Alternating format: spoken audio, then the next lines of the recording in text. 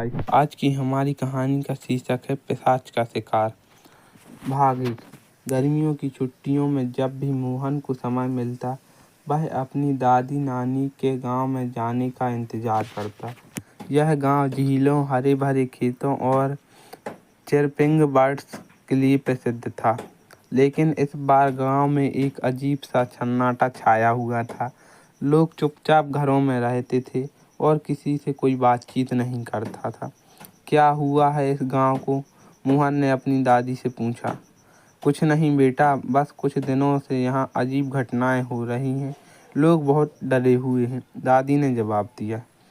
एक शाम जब मोहन अपने दोस्त के साथ गांव की गलियों में घूम रहा था, उसने देखा कि लोग एक पुरानी हवेली के चारों ओर इकट्ठा हो रहे हैं। हवेली कई वर्षों से खाली थी और उसकी दीवारें टूट चुकी थीं। मोहन और उसके दोस्तों ने हवेली की ओर जाने का फैसला किया। हवेली में घुसते ही एक ठंडी हवा ने उनका स्वागत किया। दीवार पर पुराने चित्र और जाले थे। मोहन ने देखा कि हवेली की एक दीवार पर अजीब निशान बने हुए हैं। वे निशान रहस्यमय प्रतीक लग रहे थे। वह निशान बहुत अजीब हैं। लगता है कि यहाँ कुछ तो गड़बड़ है, मोहन ने कहा। तभी हवेली के अंदर से एक अजीब सी आवाज़ आई। यह आवाज़ जैसे किसी की कांपते हुए चीख भरी हो। मोहन और उसके दोस्त ने डरते हुए हवेली की ओर बढ़ने की कोशिश की, लेकिन अचानक से बिजली चली गई और चारों ओर अंधेरा छा गया। अंधेरे में मोहन ने देखा कि हवेली के एक कोने में एक अजीब सी आकृति उभरी है। वह आकृति धीरे धीरे स्पष्ट होती जा रही थी। मोहन ने अपनी टॉर्च की मदद से देखा कि वह आकृति एक भयानक पिशाच के रूप में बदल गई। पिशाच की आंखें लाल और चमकदार थीं और उसके चेहरे की ओर एक डरावना आभा फैले हुआ था। यह पिशाच है, मोहन के दोस्त ने चीखते हुए कहा। हमें यहाँ से भागना चाहिए।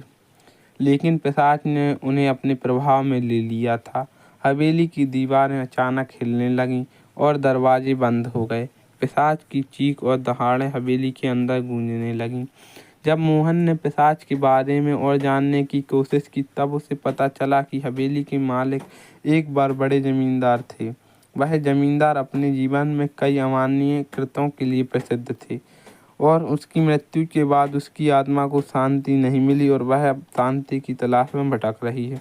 मोहन ने हवेली की पुरानी किताब और दस्तावेज में खोजबीन की तो उसने पाया कि पिशाच को शांति प्रदान करने के लिए एक विशेष अनुष्ठान की आवश्यकता है।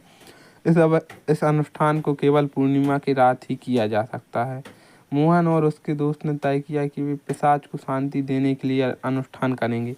पूरी तैयारी के बाद उन्होंने हवेली में एक विशेष पूर्णिमा रात चुनी। मोहन ने उस रात को एक दीपक जलाया और विशेष मंत्रों का जाप किया। जैसे जैसे रात बीती, हवेली में पिशाच की चीखें धीरे धीरे कम होने लगीं। मोहन और उसके दोस्तों ने महसूस किया कि हवेली की दीवारें अब शांत थीं और अंधेरे का प्रभाव भी कम हो गया था। जब अनुष्ठान समाप्त हुआ तो हवेली में एक अद्वितीय शांति छा गई। पिशाच की आत्मा को शांति मिल गई थी और हवेली की दीवारों पर स्थित मोहन और उसके दोस्तों ने राहत की सांस ली और हवेली को अलविदा कहा। गांव में वापसी के बाद मोहन ने अपनी दादी को सब कुछ बताया। दादी ने कहा, तुमने बहुत अच्छा किया बेटा, इससे हमें बहुत बड़ी मुसीबत से बचाया है और फिर गांव को शांत भी हो सकेगा।